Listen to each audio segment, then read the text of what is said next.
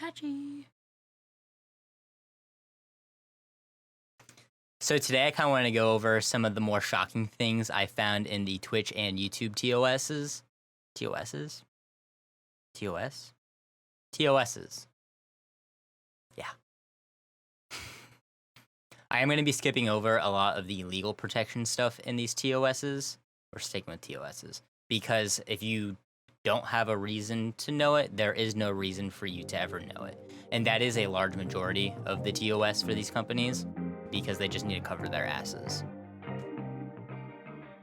If you guys have any questions, feel free to hop in my Twitch chat. I stream every Saturday through Monday at 7 CST. First on the list, YouTube.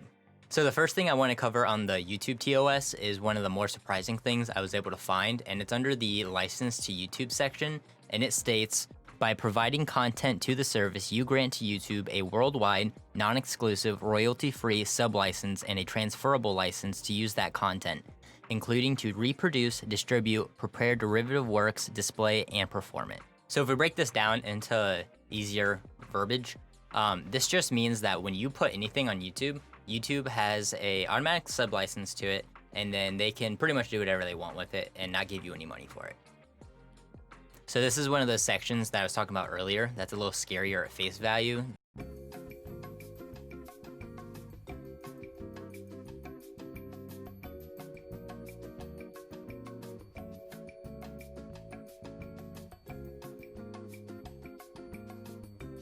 Than it is in practice, because in practice, these companies are never really going to take advantage of this. It would be easier for these companies to do something like hire Casey Neistat. Neistat? Neistat. Neistat. Neistat. I think it's Neistat. Casey Neistat? Anyway. It would be easier for these companies to hire somebody like Casey Neistat and just pay him to be in a video or a commercial than it would be for them to find a video of his, chop it up, and then use it as a commercial. Because you can't customize the content that way. There's no real-world application of that I can think of for any reason for them to do that.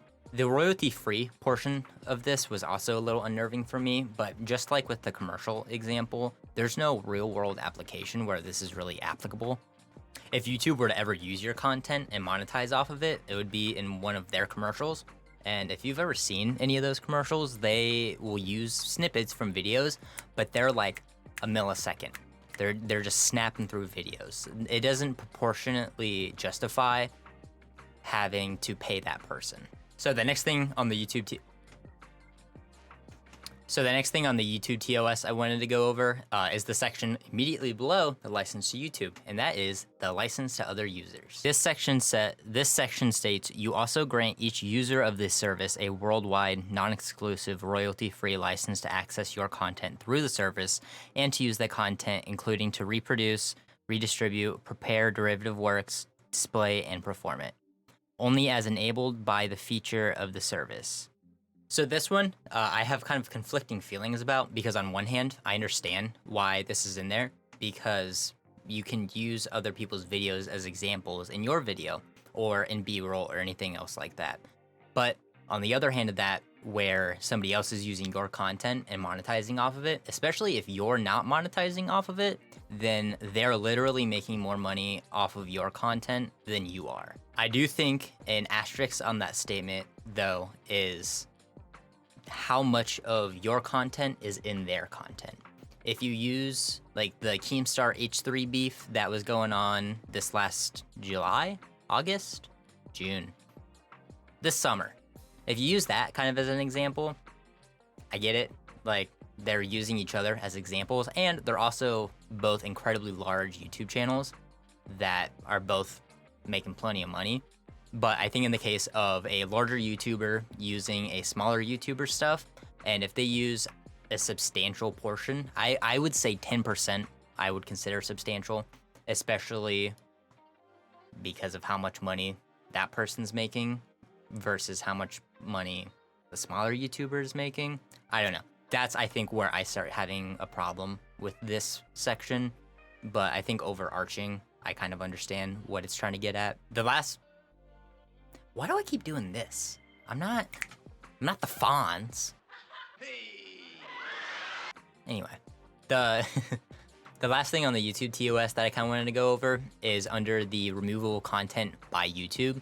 And this section states, YouTube may terminate your access or your Google account's access to all or part of the service if YouTube believes in its sole discretion. And then it kind of just goes on. I kind of want to focus on the in its sole discretion portion. So this section again is kind of scary at face value, but if you keep reading onto it, which I'll have highlighted in the video, it gives examples of the kind of content and conduct that will get you removed from YouTube. But by adding in its sole discretion in this section, it kind of implicates that regardless of if you've violated the TOS or not, they could remove you from the platform.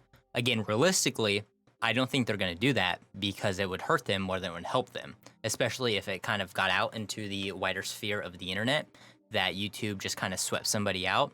That wouldn't be good for them.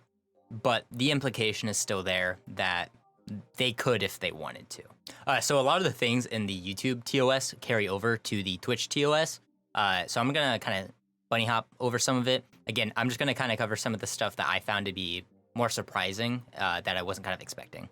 This one got my goose. This one's funny. So the first one for Twitch is under their security measures. Twitch uses reasonable security measures in order to attempt to protect user content against unauthorized copying and distribution. However, Twitch does not guarantee that any unauthorized copying, use, or distribution of user content by third parties will not take place. What? You can't guarantee me? Okay. The words reasonable and attempt do not inspire confidence in me at all. I also think that they use the word reasonable security measures because this is a problem that they've been having, and they're just using that verbiage to cover up the problem instead of actually fixing their security measures. Next. So I wrote this video like a couple days ago, and like I kind of keep the ideas of the video kind of in the back of my head, but some of the finer details of what's in the script kind of eludes me. And every time I come back and read this section, it lets me down more than the Browns let my dad down every season.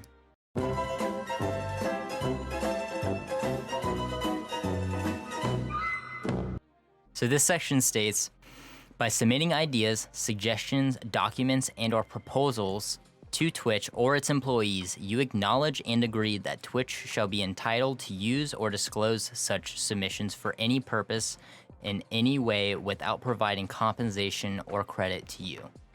Imagine being the kid that gives Twitch the idea that just revolutionizes their brand. And then they go, thanks, bud. See you next week.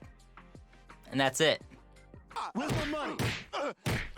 You gonna give me my money? Where's my money, man? Where's the money? All right, that's the video. If you liked it, you know what to do. Let me know how you guys feel about these TOSs in the comments. I know I was pretty shocked when I read them for the first time. Also, if I misinterpreted any of this information, let me know. I am pretty sure I'm smart enough to understand it, but I'm also not a lawyer. So that's that. I'll see you guys next week.